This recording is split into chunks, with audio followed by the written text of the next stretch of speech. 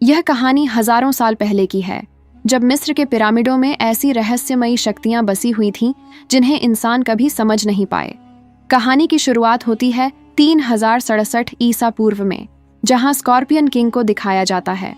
वह अपनी विशाल सेना के साथ सालों से पूरी दुनिया को जीतने की कोशिश करता रहा, लेकिन उसे बार बार हार का सामना करना पड़ा।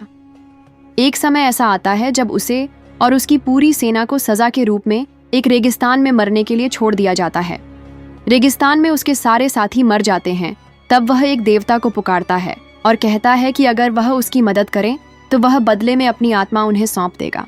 देवता उसकी पुकार सुन लेते हैं और एक काली शक्ति भेजते हैं। एनोबिस की सेना को एनोबिस स्कॉर्पियन किंग को अपना सेनापति बना देता है। उसकी मदद से स्कॉर्पियन किंग अपने सभी दुश्मनों को हरा देता है, लेकिन जैसे ही वह युद्ध जीतता है वैसे ही उसकी आत्मा देवताओं द्वारा ले ली जाती है, जैसा कि उसने वादा किया था। इसके बाद वह कहीं अंधेरे में चला जाता है। कहानी का अगला हिस्सा साल 1933 में आता है। अब कहानी में रिक और इवेलिन को दिखाया जाता है, जो अब शादीशुदा है, और उनका एक बेटा भी है जिसका नाम एलेक्स है। ये सब लोग उसी जगह पर पहुंचते हैं जहां 5000 साल पहले स्कॉर्पियन किंग की सेना ने अपनी आखिरी लड़ाई लड़ी थी। ये जगह पूरी तरह वीरान है, लेकिन यहाँ एक अजीब सी शक्ति महसूस होती है। जब एक दरवाजे के पास पहुंचती है तो उसे अचानक कुछ दिखता है। उसे एक झलक मिलती है कि कोई उस दरवाजे को खोलने की कोशिश कर रहा है। तभी उसे समझ में आता है कि दरवाजा कैसे खुलता है। उस गुप्त दरवाजे को वैसे ही खोल देती है जैसे उसने अपने विजन में देखा था, और अंदर चली जाती है। अंदर उसे एक पुराना बॉक्स मिलता है। जब वह बॉक्स खोलती है तो उसमें उसे वही ब्रेसलेट मिलता है जो 5000 साल पहले स्कॉर्पियन किंग की आत्मा के समय उसी जगह पर छूट गया था। बॉक्स पर लिखा होता है कि इसे सिर्फ नदी के पवित्र जल से ही साफ किया जा सकता है। जैसे ही यह ब्रेसलेट बाहर निकाला जाता है, वहां से पानी और एक रहस्यमयी शक्ति बाहर आने लगती है। अब ये लोग किसी तरह बचकर अपने शहर की ओर रवाना होते हैं। अब सीन बदलता है और हम उस जगह पर पहुंचते हैं जहां पिछली कहानी में इमोटिव गया था। वहां खुदाई चल रही होती है। खुदाई के दौरान लोगों को एक खास किताब मिलती है जिसे बुक ऑफ द डेड कहा जाता है। ये वही किताब है जिससे मरे हुए लोगों को फिर से जिंदा किया जा सकता है। साथ ही उन्हें की मम्मी भी मिल जाती है। इसी समय वहां एक औरत आती है जो हूबहू वैसी ही दिखती है जैसी कि प्रेमिका अंगसुनामुन थी। असल में यह उसी का पुनर्जन्म होता है। अब ये सब लोग मिलकर स्कॉर्पियन किंग का ब्रेसलेट ढूंढना चाहते हैं। अब सीन बदलता है और हमें लंदन शहर दिखाया जाता है। यहाँ रिक और एवलिन का बेटा एलेक्स दिखाई देता है। उसे एक छोटा सा संदूक मिलता है जिसमें स्कॉर्पियन किंग का वही ब्रेसलेट होता है। वह उसे निकालकर अपनी कलाई में पहन लेता है। तभी ब्रेसलेट से तेज रोशनी निकलती है और एलेक्स को गीजा के पिरामिड और करना के रेगिस्तान दिखने लगते हैं। एलेक्स घबरा जाता है और ब्रेसलेट उतारने की कोशिश करता है, लेकिन वह उसकी कलाई से नहीं निकलता। इसीलिए वह अपनी शर्ट की बांध से उसे ढक देता है। उधर वो लोग जो खुदाई में शामिल थे अब उसी ब्रेसलेट को हासिल करना चाहते हैं ताकि मरे हुए को जिंदा कर सकें और स्कॉर्पियन किंग की शक्ति पा सकें। इसी बीच कहानी में का एक योद्धा आता है जो नाम की पुरानी जाति का वंशज है, जो हमेशा बुराई से इस रहस्य को बचाते आए हैं, और उसकी टीम तय करती है कि किसी भी हालत में ब्रेसलेट दुश्मनों के हाथ नहीं लगने देना है। अब सभी लोग ब्रेसलेट को बचाने और दुनिया को बचाने के लिए निकल पड़ते हैं। एलेक्स उन सबको ब्रेसलेट दिखाता है और फिर सब एक गाड़ी में बैठकर म्यूजियम की ओर रवाना हो जाते हैं। रास्ते में और डेथ पे सभी को समझाता है कि जब एलेक्स ने स्कॉर्पियन किंग का ब्रेसलेट पहन लिया है तो अब 7 दिनों के अंदर वह ब्रेसलेट पूरी तरह सक्रिय हो जाएगा। अगर 7वें दिन तक उसे रोका नहीं गया तो वह की सेना को जगा देगा, एक ऐसी अजय सेना जो पूरी दुनिया पर कब्जा कर लेगी। अर्दैत यह भी बताता है कि जो व्यक्ति स्कॉर्पियन किंग को मारेगा वह उस सेना को फिर से पाताल अंधकार की दुनिया में भेज सकेगा और खुद पूरी दुनिया पर राज करेगा। इसी वजह से कुछ लोग इमोटेप को फिर से जिंदा करना चाहते हैं ताकि वह स्कॉर्पियन किंग को मार सके और फिर वही उस अजेय सेना का स्वामी बन जाए। अब इमोटेप को दोबारा जीवित कर दिया जाता है। वह और अंगसुनामुन, जो अब एक नई लड़की के रूप में पुनर्जन्म ले चुकी है, प्राचीन मिस्र की भाषा में आपस में बात करते हैं। अंगसुनामुन को अपने पिछले जन्म की सारी बातें याद होती हैं। फिर वे एक और संदूक खोलते हैं जिसमें पहले ब्रेसलेट रखा गया था, लेकिन अब वह खाली होता है। ब्रेसलेट अब वहां नहीं होता। इसके बाद इमोटेप एवलिन को आग में फेंकने का आदेश देता है, लेकिन रिस्क समय पर वहां पहुंचकर उसे बचा लेता है। इसके बाद सभी लोग म्यूजियम से बाहर निकलकर एक डबल डेकर बस में बैठकर वहां से भाग जाते हैं। दूसरी ओर अपनी मम्मी सेना को फिर से जगाने की कोशिश करता है और एक एक करके उन मम्मियों को जिंदा करता है जो पहले मारी जा चुकी थीं। रिक के बेटे एलेक्स को अपहरणकर्ता अपने साथ ले जाते हैं। रिक एलेक्स के अपहरणकर्ताओं को पकड़ने की कोशिश करता है, लेकिन वह उसे नहीं बचा पाता। फिर से कहता है कि अगर तुम 7वें दिन तक उस पिरामिड तक नहीं पहुंचते तो तुम मारे जाओगे। एलेक्स कहता है कि उसने रास्ता देखा है, क्योंकि ब्रेसलेट ने उसे उस पिरामिड का पूरा नक्शा और रास्ता दिखा दिया है। ब्रेसलेट की वजह से ही वह जानता है कि कहाँ जाना है। वहीं दूसरी ओर रिक को दिखाया जाता है, जो अपने पुराने जानने वाले के पास जाता है। उस आदमी के पास एक उड़ने वाला गुब्बारा होता है, जिससे वे उस जगह जाने की योजना बनाते हैं जहां उन्हें लगता है कि को लेकर गया है। इसके बाद को दिखाया जाता है, जो ट्रेन से किसी तरह चुपचाप निकल जाता है और मिस्र के एक पुराने किले में चला जाता है। वहां उसे फिर से वही सपने विजन आते हैं, जिसमें उसे वो जगह दिखती है जहां स्कॉर्पियन किंग को फिर से जिंदा किया जाना है। लेकिन इससे पहले ही एमोटेप उसे पकड़ लेता है। एमोटेप अब मरे हुए की किताब पढ़ता है, जिससे एक आत्मा जो अंधेरे की दुनिया में फंसी थी उसे वापस जिंदा इंसान के शरीर में बुला लिया जाता है। और जब वह ऐसा करता है तब एलेक्स को वो सारे पुराने दृश्य दिखते हैं। 3000 साल पहले की बातें। तब एलेक्स को पता चलता है कि उसकी माँ एवलिन उस जमाने में मिस्र की एक राजकुमारी थी। उसने अपनी आंखों से देखा था कि कैसे एक दुश्मन ने उसके पिता को मार डाला था। इसी वजह से उसे अपने पिछले जन्म की सारी बातें याद आने लगती हैं। इसी बीच बाकी लोग उस जगह पहुंच जाते हैं जहां पहले उन्हें ब्रेसलेट और दरवाज़ा खोलने का तरीका मिला था। ट्रेन के जरिए एलेक्स को वहीं लाया गया था और अब इमोटेप के साथ ही उसे वहां से ले जा चुके होते हैं। जब ये सब लोग अंदर पहुंचते हैं तो देखते हैं कि मिट्टी से बनी एक जगह का नक्शा रखा हुआ है। वे समझ जाते हैं कि यह इशारा है उस जगह का जहां उन्हें जाना है। वे उसी दिशा में निकल पड़ते हैं। को पता चल जाता है कि उसका पीछा किया जा रहा है, इसीलिए वह अपनी ताकत से पानी का एक विशाल चेहरा बनाता है जो उड़ते गुब्बारे को कुचलने लगता है। लेकिन सभी लोग किसी तरह बच निकलते हैं और पैदल ही आगे बढ़ते हैं। तभी उन्हें स्कॉर्पियन किंग की गूंजती हुई आवाज़ सुनाई देती है। वे देखते हैं कि चारों ओर छोटे छोटे प्राणी हमला कर रहे हैं। बहुत से लोग मारे जा रहे हैं। फिर ये मोटेप का साथी एलेक्स से कहता है, अब ब्रेसलेट उतारने का वक्त आ गया है और उसे मारने ही वाला होता है। क्नोएस तभी वहां पहुंचता है और अपने बेटे एलेक्स को उठाकर उस खतरनाक जगह से बाहर ले जाता है। रिक अपने बेटे एलेक्स को एक सुरक्षित जगह पर ले जाता है। वहां एलेक्स अपनी से मिलता है। एलेक्स बताता है कि उसे जल्दी से पिरामिड के अंदर पहुंचना होगा ताकि वह अपने हाथ से यह ब्रेसलेट हटा सके। वह कहता है, अगर सूरज निकलने से पहले हम पिरामिड के अंदर नहीं पहुंचे तो मैं मर जाऊंगा। ये ब्रेसलेट मुझे मार देगा। ये सुनकर रिक जल्दी करता है। वह बिना कुछ सोचे अपने बेटे एलेक्स को गोद में उठाता है और सूरज की रोशनी से पहले पिरामिड तक पहुंचने के लिए दौड़ पड़ता है।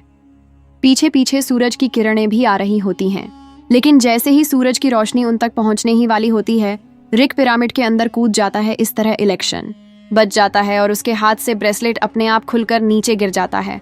वहीं पिरामिड के बाहर पहुंच चुकी होती है, लेकिन तभी वहां अंग सुना मुना आ जाती है और छुपकर पर हमला कर देती है। वह उसे चाकू मारती है और वहां से भाग जाती है। इस हमले में की मौत हो जाती है। ये देखकर बहुत दुखी हो जाता है। इसके बाद रिक भी पिरामिड के अंदर पहुंचता है ताकि वह इमोटेप और अंग सुनामुन को रोक सके।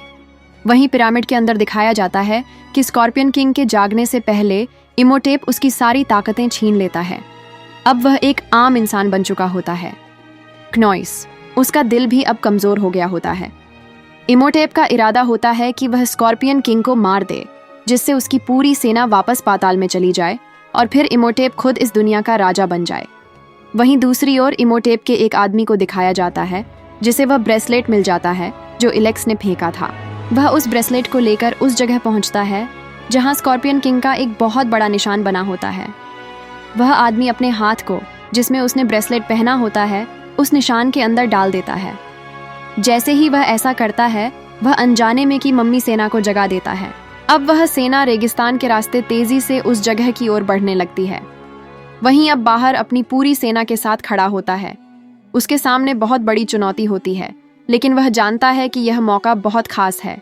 उसे हर हाल में यह युद्ध जीतना है, वरना सब कुछ खत्म हो सकता है। अगर उसने इस मौके का सही इस्तेमाल नहीं किया तो पूरी दुनिया एक भयानक खतरे में पड़ सकती है। यही सोचकर वह अपने मन को मजबूत करता है और लड़ाई के लिए तैयार हो जाता है। वहीं पिरामिड के बाहर एवलीन की मौत के बाद उसका भाई और बेटा बहुत दुखी होते हैं। दोनों को बहुत दुख होता है कि अब एवलीन उनके साथ नहीं रही। तभी एवलीन का भाई कहता है, अगर हमें वो पुरानी मिस्र की किताब मिल जाए जिससे मरे हुए लोगों को फिर से जिंदा किया जा सकता है तो हमको वापस ला सकते हैं। इसके बाद वे दोनों पिरामिड के अंदर जाते हैं। अंदर जाकर वे बहुत होशियारी से अंक सुनामून से वह जादुई किताब छीन लेते हैं। एलेक्स, जो कि मिस्र की पुरानी भाषा पढ़ सकता है, उस किताब को पढ़ता है और कुछ पल बाद उसकी माँ एवलिन फिर से जिंदा हो जाती है। एवलिन के वापस आने के बाद पिरामिड के अंदर और एवलिन के बीच जोरदार लड़ाई शुरू हो जाती है। वहीं दूसरी ओर इमोटेप को एक गुप्त पिरामिड के अंदर दिखाया जाता है, जहां वह एक बहुत पुरानी और शक्तिशाली ताकत स्कॉर्पियन किंग को जिंदा करने की कोशिश कर रहा होता है। उसका इरादा होता है कि जैसे ही स्कॉर्पियन किंग जिंदा हो वो उसे मारकर उसकी सारी ताकत छीन ले और पूरी दुनिया पर राज करें। लेकिन तभी वहां पहुंचता है और बिना समय गंवाए इमोटे पर हमला कर देता है, जिससे उनके बीच जबरदस्त लड़ाई शुरू हो जाती है। उसी समय स्कॉर्पियन किंग पूरी तरह जाग जाता है और अब वह पहले जैसा नहीं रहा होता। उसका आधा शरीर इंसान का और आधा बिच्छू जैसा होता है और वह बेहद डरावना और शक्तिशाली नजर आता है। जैसे ही वह खड़ा होता है वह सबसे पहले इमोटेप की ओर बढ़ता है। ये देखकर घबरा जाता है और समझ जाता है कि वह इस राक्षसी ताकत से नहीं जीत सकता। इसलिए वह डर के मारे उसके सामने झुककर कहता है, मैं आपका सेवक हूँ, और रिक की ओर इशारा करके कहता है, वह आदमी आपको मारने आया है।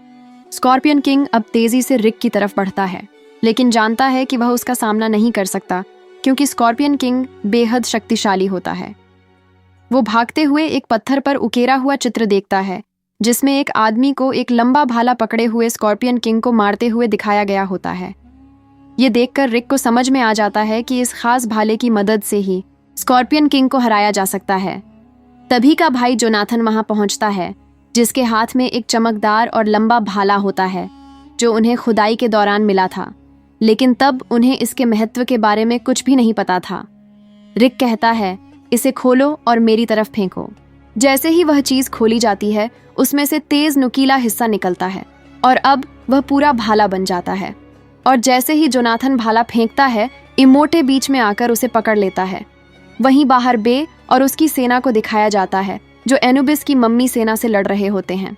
वे बहादुरी से उनका सामना करते हैं और काफी हद तक उन्हें खत्म भी कर देते हैं। लेकिन तभी भी देखता है कि एक और बहुत बड़ी और कहीं ज्यादा ताकतवर सेना उनकी ही तरफ तेजी से बढ़ रही है। ये देखकर उसे महसूस होता है कि इस बार इस सेना को हराना लगभग नामुमकिन है। वहीं को दिखाया जाता है, उसके हाथ में वह खास भाला होता है जिससे स्कॉर्पियन किंग को मारा जा सकता है। उसे यह अच्छी तरह मालूम होता है कि अगर वह स्कॉर्पियन किंग को मार देता है तो वह खुद दुनिया का सबसे खतरनाक और ताकतवर राजा बन जाएगा। इस बीच स्कॉर्पियन किंग आग में फंस चुका होता है क्योंकि ने उसके चारों तरफ आग का घेरा बना दिया होता है। इस मौके का फायदा उठाते हुए उस पर भाला फेंकता है, लेकिन इससे पहले कि वो भाला स्कॉर्पियन किंग को लग पाता, रिक बीच में आकर उसे पकड़ लेता है। तभी स्कॉर्पियन किंग उस पर हमला करता है, लेकिन पूरे जोर से वह भाला उसके दिल में घुसा देता है और ऊंची आवाज में कहता है, अब वापस जा, अपनी पूरी सेना को लेकर अंधेरे में लौट जा। स्कॉर्पियन किंग की आत्मा धीरे धीरे मिस्र के प्राचीन पिरामिड के ऊपर उठती है और तभी दूर से एक विशाल सेना बे की ओर बढ़ती दिखाई देती है। लेकिन अब वह पूरी तरह से नष्ट हो चुकी होती है क्योंकि स्कॉर्पियन किंग मारा जा चुका होता है। उसकी आत्मा जैसे ही पिरामिड से टकराती है, पूरा पिरामिड जोर से हिलने लगता है और उसके पत्थर टूटने लगते हैं। अब वह किसी भी पल गिर सकता है। इसी बीच रिक और इमोटे पाताल की गहराई के ऊपर झूल रहे होते हैं, जहां नीचे अंधेरे और मौत का साया फैला होता है। ब्रेक अपनी पत्नी एवलिन से कहता है कि वह तुरंत वहां से निकल जाए, लेकिन एवलिन अपनी जान की परवाह किए बिना उसे बचाने के लिए वापस लौट आती है। दूसरी ओर भी वही होता है और वह जिसे दिल से चाहता था, अंग सुनामुन, उसे मदद के लिए पुकारना है। लेकिन अंग सुनामुन इमोटेप की ओर देखती है और बिना उसकी मदद किए वहां से चली जाती है। ये देख इमोटेप का दिल टूट जाता है, उसे गहरा दुख होता है और वह अपने आप को छोड़ देता है। खुद को पाताल की गहराई में उन लाखों बंद आत्माओं के हवाले कर देता है जहां से कोई लौटकर नहीं आता।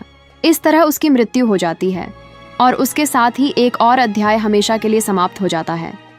उधर अंग सुनामुन पिरामिड से बाहर निकलने की बेतहाशा कोशिश करती है, लेकिन तभी उसका पैर फिसलता है और वह एक गहरे गड्ढे में गिर जाती है, जहां खतरनाक कीड़ों का झुंड उस पर टूट पड़ता है और वह वहीं पर मारी जाती है।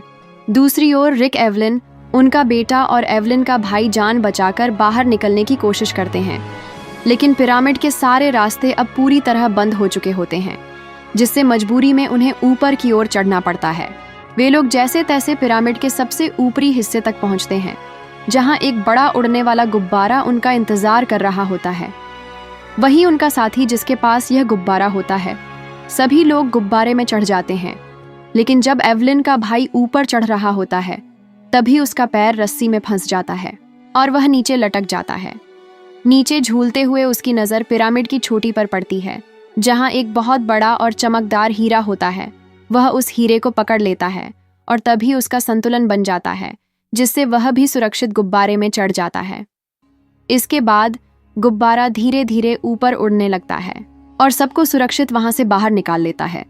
जैसे ही वे सब ऊपर हवा में उड़ते हैं, नीचे पूरा पिरामिड रेत में समा जाता है और हमेशा के लिए गायब हो जाता है। तभी नीचे बे को दिखाया जाता है, जो ऊपर उड़ते गुब्बारे की ओर देखता है और मुस्कुराते हुए हाथ हिलाकर कहता है, धन्यवाद, क्योंकि तुम सब ने एक बार फिर से दुनिया को गुलाम बनने से बचा लिया। और इसी भावुक पल के साथ ये रोमांचक और वीरता से भरी कहानी समाप्त हो जाती है।